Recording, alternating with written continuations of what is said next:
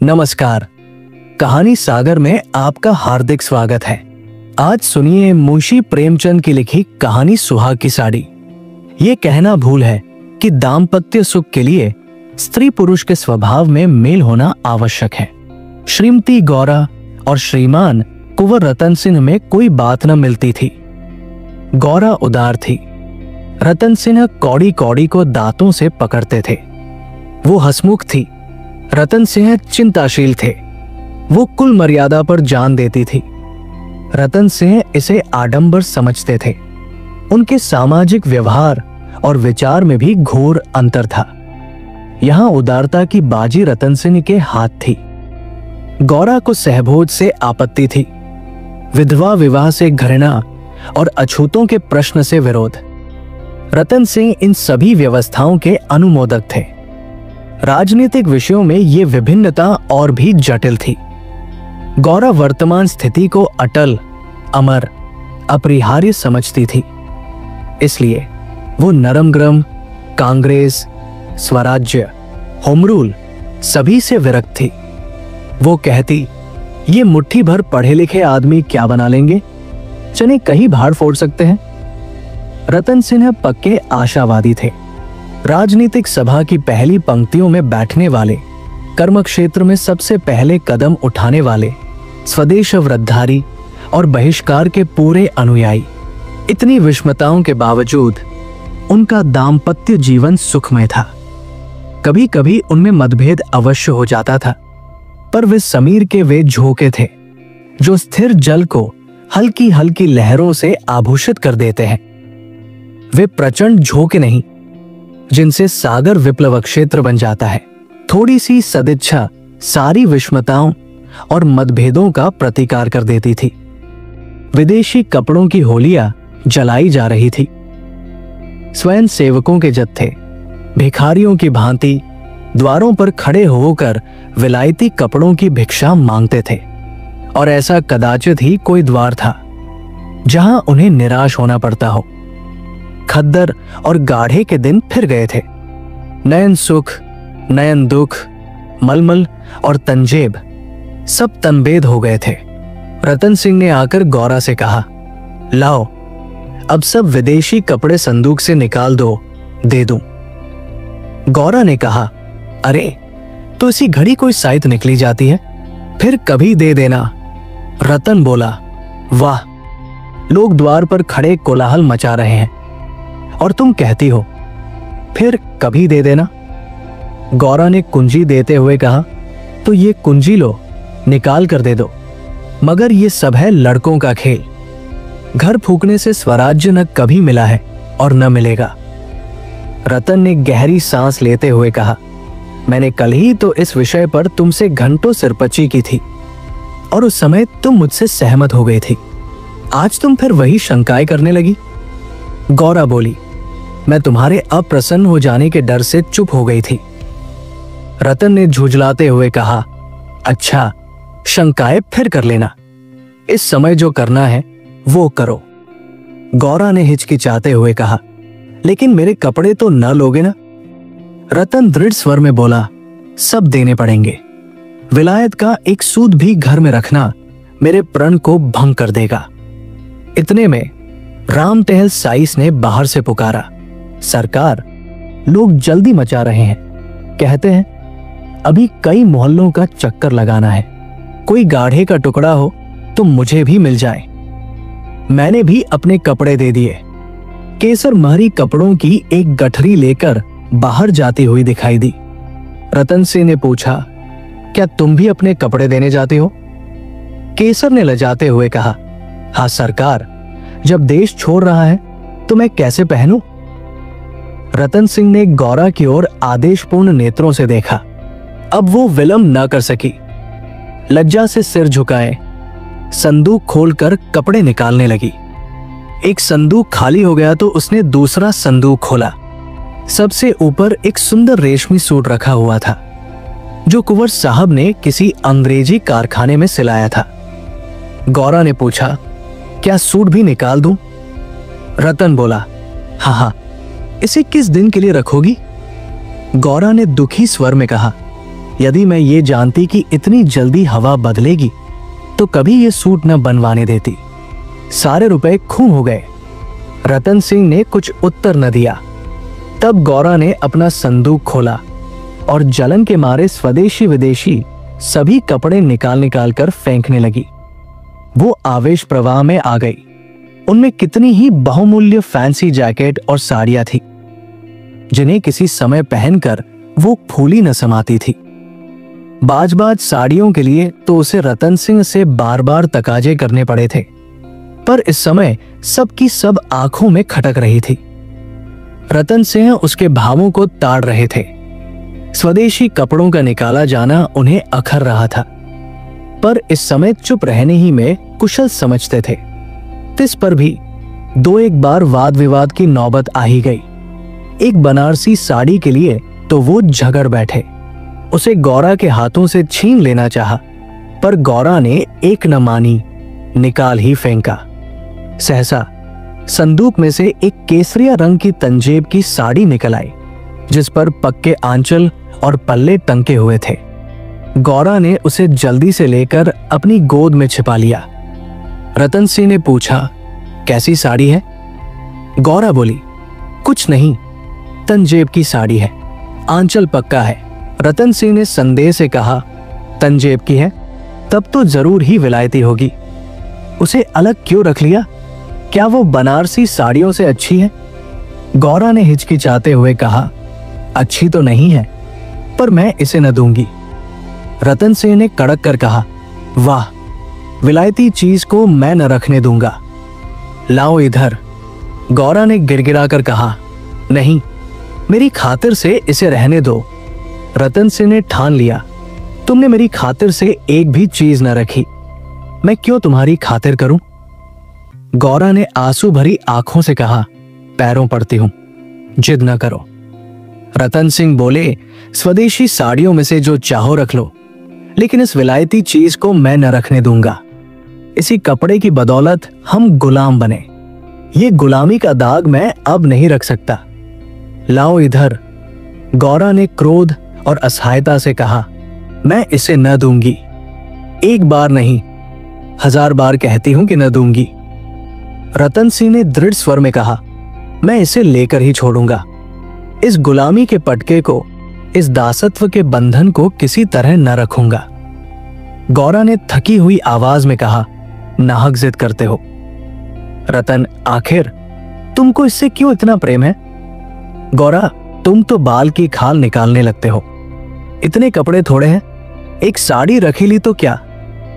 रतन, तुमने अभी तक इन होलियों का आशा ही नहीं समझा। गौरा, खूब समझती हूं। सब ढोंग है, 4 दिन में जोश ठंडा पड़ जाएगा।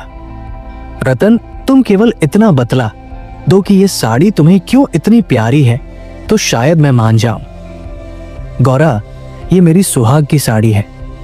रतन, जरा देर सोचकर, तब तो मैं इसे कभी न रखूंगा। मैं विदेशी वस्त्र को ये शुभ स्थान नहीं दे सकता।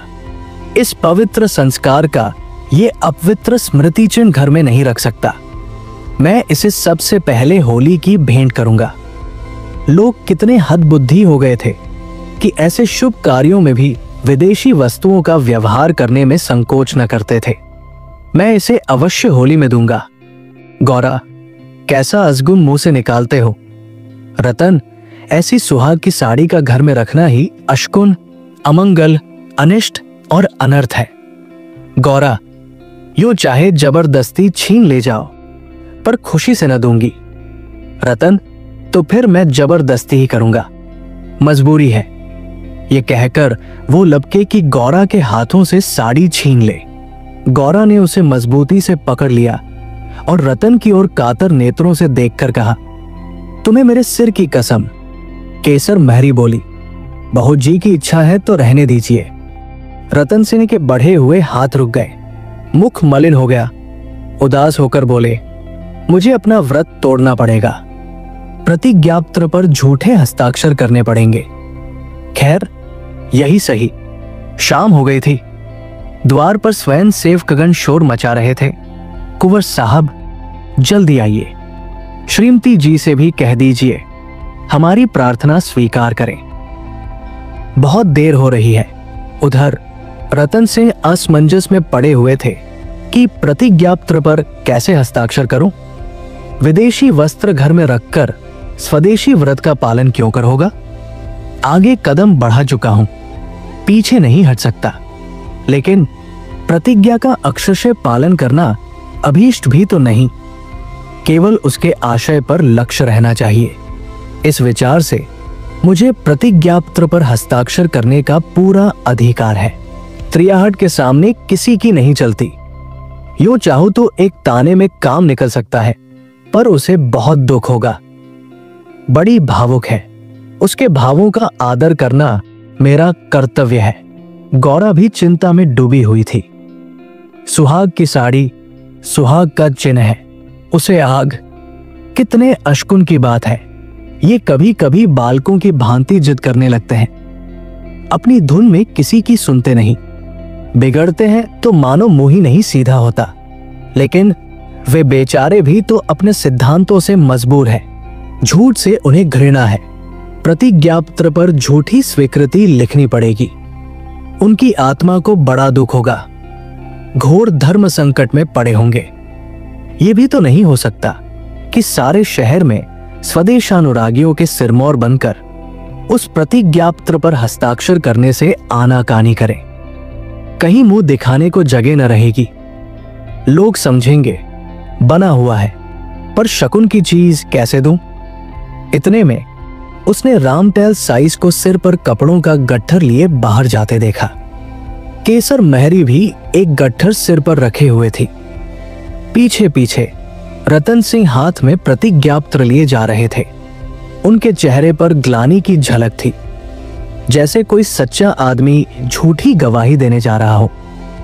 गौरा को देखकर उन्होंने आंखें फेर ली और चाहा कि उसकी निगाह बचाकर निकल जाए। गौरा को ऐसा जान पड़ा कि उनकी आंखें डबडबाई हुई है। वो राह रोक कर बोली, जरा सुनते जाओ। रतन, जाने दो, दिक न करो, लोग बाहर खड़े हैं। उन्होंने चाहा कि पत्र को छिपा ले, पर गौरा ने उसे उनके हाथ से छीन लिया। उसे गौर से पढ़ा और एक क्षण चिंता मग्न रहने के बाद बोली, वो साड़ी भी लेते जाओ। रतन, रहने दो, अब तो मैंने झूठ लिख ही दिया। गौरा, मैं क्या जानती थी कि तुम ऐसी कड़ी प्रतिज्ञा कर रहे हो। रतन, ये तो मैं तुमसे पहले कह चुका था। गौरा, मेरी भूल थी, क्षमा कर दो और इसे लेते जाओ। रतन, जब तुम इसे देना अशकुन समझती हो तो रहने दो। तुम्हारी खातिर थोड़ा सा झूठ बोलने में मुझे कोई आपत्ति नहीं है। गौरा, नहीं, लेते जाओ। अमंगल के भय से तुम्हारी आत्मा का हनन नहीं करना चाहती। ये कहकर उसने अपनी सुहाग की साड़ी उठाकर पति के हाथों में रख दी। रतन ने देखा, गौरा के चेहरे पर एक रंग आता है, एक रंग जाता है, जैसे कोई रोगी अंतरस्थ विषम वेदना को दबाने की चेष्टा कर रहा हो। उन्हें अपनी अहृदयता पर लज्जा आई। हां, केवल अपने सिद्धांत की रक्षा के लिए, अपनी आत्मा के सम्मान के लिए मैं इस देवी के भावों का वध कर रहा हूं। ये अत्याचार है। साड़ी गौरा को देकर बोले, तुम इसे रख लो, मैं प्रतिज्ञापत्र को फाड़े डालता हूं। गौरा ने दृढ़ता से कहा, तुम न ले जाओगे तो मैं खुद जाकर दे आऊंगी। रतन सिंह विवश हो गए, साड़ी ली और बाहर चले आए। उसी दिन से गौरा के हृदय पर एक बोझ सा रहने लगा। वो दिल बहलाने के लिए नाना उपाय करती, जलसों में भाग लेती, सैर करने जाती, मनोरंजक पुस्तकें पढ़ती, यहां तक कि कई बार नियम के विरुद्ध थिएटरों में भी गई। किसी प्रकार अमंगल कल्पना को शांत करना चाहती थी, पर यह आशंका एक मेघमंडल की भांति उसके हृदय पर छाई रहती थी। जब एक पूरा महीना गुजर गया और उसकी मानसिक वेदना दिनों-दिन बढ़ती ही गई, तो कुंवर साहब ने उसे कुछ दिनों के लिए अपने इलाके पर ले जाने का निश्चय किया। उसका मन उन्हें उनके आदर्श प्रेम का नित्य तिरस्कार किया करता था। वो अक्सर देहातों में प्रचार का काम करने जाया करते थे, पर अब अपने गांवों से बाहर न जाते, या जाते तो संध्या तक जरूर लौट आते। उनकी एक दिन की देर, उनका साधारण सिरदर्द और जुकाम उसे अव्यवस्थित कर देते थे। वो बहुधा बुरे स्वप्न देखा करती। किसी अनिष्ट के काल्पनिक अस्तित्व की छाया उसे अपने चारों ओर मंडराती हुई प्रतीत होती थी। वो तो देहात में पड़ी हुई आशंकाओं की कठपुतली बनी हुई थी। इधर उसकी सुहाग की साड़ी स्वदेश प्रेम की वेदी पर भस्म होकर रिद्धि प्रदायिनी भभूत बनी हुई थी।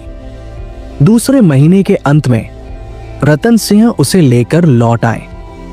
गौरा को वापस आए 3-4 दिन हो चुके थे, पर असबाब के संभालने और नियत स्थान पर रखने में वो इतनी व्यस्त रही कि घर से बाहर न निकल सकी थी। कारण यह था कि केसर महरी उसके जाने के दूसरे ही दिन छोड़कर चली गई थी और अभी उतनी चतुर दूसरी महरी मिली न थी। कुंवर साहब का साइस राम टहल भी छोड़ गया था। बेचारे कोचवान को साइस का भी काम करना पड़ता था। संध्या का समय था। गौरा बरामदे में बैठी आकाश की ओर एकटक होकर ताक रही थी। चिंताग्रस्त प्राणियों का एकमात्र यही अवलंब है। सहसा रतन सिंह ने आकर कहा, चलो आज तुम्हें स्वदेशी बाजार की सैर करा लावे। ये मेरा ही प्रस्ताव था, पर 4 दिन यहां आए हो गए, उधर जाने का अवकाश ही न मिला। गौरा, मेरा तो जाने को जी नहीं चाहता, यही बैठकर कुछ बातें करो। रतन, नहीं, चलो देख आवे, 1 घंटे में लौट आवेंगे। अंत में गौरा राजी हो गई। इधर महीनों से बाहर न निकली थी। आज उसे चारों तरफ एक विचित्र शोभा दिखाई दी। बाजार कभी इतनी रौनक पर न था। वो स्वदेशी बाजार में पहुंची तो जुलाहों और कोरियों को अपनी अपनी दुकानें सजाए बैठे देखा। सहसा एक वृद्ध कोरी ने आकर रतन सिंह को सलाम किया। रतन सिंह चौंक कर बोले, राम टहल, तुम अब कहाँ हो? राम टहल का चेहरा श्री संपन्न था। उसके अंगंग से आत्मसम्मान की आभा झलक रही थी। आंखों में गौरव ज्योति थी। रतन सिंह को कभी अनुमान न हुआ था कि अस्तबल साफ करने वाला बुढ़ा राम टहल इतना सौम्य, इतना भद्र पुरुष है। वो बोला, सरकार, अब तो अपना कारोबार करता हूं। जब से आपकी गुलामी छोड़ी तब से अपने काम में लग गया। आप लोगों की निगाह हम गरीबों पर हो गई। हमारा भी गुजर हो रहा है। नहीं तो आप जानते ही हैं कि किस हालत में पड़ा हुआ था। जात का कोरी हूं, पर पापी पेट के लिए चमार बन गया था। रतन, तो भाई अब मुंह मीठा कराओ।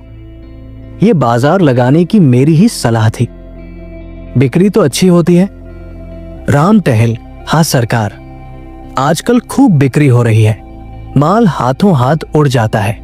यहां बैठते हुए 1 महीना हो गया है, पर आपकी कृपा से लोगों के 4 पैसे थे, वे बेबाक हो गए। भगवान की दया से रूखा सूखा भोजन भी दोनों समय मिल जाता है, और क्या चाहिए। मलकिन की सुहाग की साड़ी का होली में आना कहिए और बाजार का चमकना कहिए। लोगों ने कहा, जब इतने बड़े आदमी होकर ऐसे शकुन की चीज की परवाह नहीं करते तो फिर हम विदेशी कपड़े क्यों रखें। जिस दिन होली जली थी उसके 2-3 दिन पहले ही सरकार इलाके पर चले गए थे। उसके पहले भी सरकार कई दिनों तक घर से बहुत कम निकलते थे। मैं तो यही कहूंगा कि ये सारी माया उसी सुहाग की साड़ी की है। इतने में एक अधेड़ स्त्री गौरा के सामने आकर बोली, बहू जी, मुझे भूल तो नहीं गई। गौरा ने सिर उठाया तो सामने केसर महरी खड़ी थी। वो सुंदर साड़ी पहने हुए थी। हाथ पाव में मामूली गहने भी थे। चेहरा खिला हुआ था। स्वाधीन जीवन का गौरव उसके एक एक भाव से प्रस्फुटित हो रहा था। गौरा ने कहा, इतनी जल्दी भूल जाऊंगी? अब कहाँ हो? हमें लौटने भी न दिया, बीच में ही उड़ भागी। केसर, क्या करूं सरकार, अपना काम चलते देखकर सब्र न हो सका। जब तक रोजगार न चलता था तब तक लाचारी थी। पेट के लिए सेवा ढल, कर्म कुकर्म सभी करना पड़ता था। अब आप लोगों की दया से हमारे भी दिन लौटे हैं। अब दूसरा काम नहीं किया जाता। अगर बाजार का यही रंग रहा तो अपनी कमाई खाए न चुकेगी। ये सब आपकी साड़ी की महिमा है। उसकी बदौलत हम गरीबों के कितने ही घर बस गए। 1 महीना पहले इन दुकान वालों में से किसी को रोटियों का ठिकाना न था। कोई साइसी करता था, कोई तासे बजाता था, यहां तक कि कई आदमी मेहतर का काम करते थे, कितने ही भीख मांगते थे। अब सब अपने धंधे में लग गए हैं। सच पूछो तो तुम्हारी सुहाग की साड़ी ने हमें सुहागिन बना दिया, नहीं तो हम सुहागिन होते हुए भी विधवाएं थी। सच कहती हूं, सैकड़ों जबानों से नित्य यही दुआ निकलती है कि आपका सुहाग अमर हो, जिसने हमारी राड़ जात को सुहाग दान दिया। रतन सिंह एक दुकान पर बैठकर कुछ कपड़े देखने लगे। गौरा का भावुक हृदय आनंद से पुलकित हो रहा था। उसकी सारी अमंगल कल्पनाएं स्वप्नवत विच्छिन्न होती जाती थी। आंखें सजल हो गई थी और सुहाग की देवी अश्रुसंचित नेत्रों के सामने खड़ी आंचल फैलाकर उसे आशीर्वाद दे रही थी। उसने रतन सिंह को भक्तिपूर्ण आंखों से देखकर कहा, मेरे लिए भी एक साड़ी ले लो। जब गौरा यहां से चली तो सड़क की बिजलियां जल चुकी थी। सड़कों पर खूब प्रकाश था। उसका हृदय भी आनंद के प्रकाश से जगमगा रहा था। रतन सिंह ने पूछा, सीधे घर चलूं? गौरा, नहीं, छावनी की तरफ होते चलो। रतन, बाजार खूब सजा हुआ था। गौरा, ये जमीन लेकर एक स्थायी बाजार बनवा दो। स्वदेशी कपड़ों की दुकानें हों और किसी से किराया न लिया जाए। रतन, बहुत खर्च पड़ेगा। गौरा, मकान बेच दो, रुपए ही रुपए हो जाएंगे। रतन, और रहें पेड़ तले? गौरा, नहीं, गांव वाले मकान में। रतन, सोचूंगा। गौरा, जरा देर में इलाके भर में खूब कपास की खेती कराओ। जो कपास बोए उसकी बेगार माफ कर दो। रतन, हाँ, तदबीर अच्छी है, दूनी उपज हो जाएगी। गौरा, कुछ देर सोचने के बाद, लकड़ी बिना दाम दो तो कैसा हो? जो चाहे चरखे बनवाने के लिए काट ले जाए। रतन, लूट मच जाएगी। गौरा, ऐसी बेईमानी कोई न करेगा। जब उसने गाड़ी से उतरकर घर में कदम रखा तो चित्त शुभ कल्पनाओं से प्रफुल्लित हो रहा था, मानो कोई बछड़ा खूंटे से छूटकर किलोले कर रहा हो। आप सुन रहे थे मुंशी प्रेमचंद की लिखी कहानी सुहाग की साड़ी। ऐसी और प्रेरणादायक कहानियों के लिए हमारे चैनल कहानी सागर को सब्सक्राइब करें। अगर ये कहानी आपके दिल को छू गई हो तो इसे लाइक करें और अपने दोस्तों और परिवार के साथ शेयर करें। धन्यवाद।